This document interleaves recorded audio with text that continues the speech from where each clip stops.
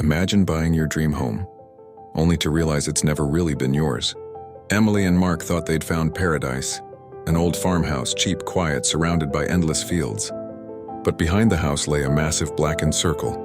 No grass, no weeds, just dead earth. Locals blamed lightning, but every time Mark stood there, he felt it, a subtle, rhythmic pulsing, like the ground was breathing beneath him. Soon nights turned strange. Coyotes howled right at their doorstep. Birds swarmed the roof for hours. Their dog scratched the door frantically, always at 2:03 a.m. Then came the humming.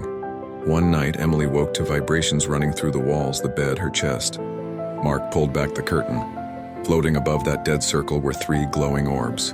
Beams of white light struck the ground, and from them stepped tall, semi-transparent figures with limbs too long, bodies that wavered like smoke.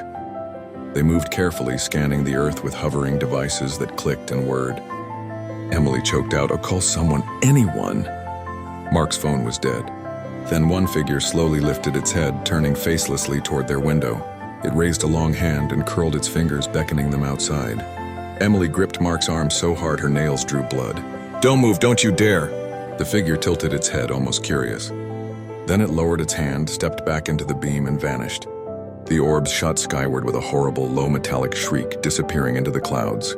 At dawn, Mark went to the circle.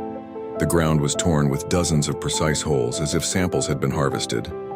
Around them, burned deep into the soil, was a massive spiral, ringed by jagged symbols that seemed to crawl if you stared too long.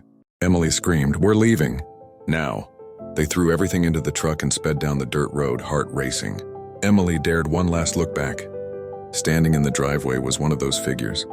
Watching, waiting, Emily whipped her head forward, clutching Mark's hand. But then from the back seat came a low, vibrating hum, the same they'd heard outside. Emily turned slowly. A pair of glowing eyes stared at her from the darkness.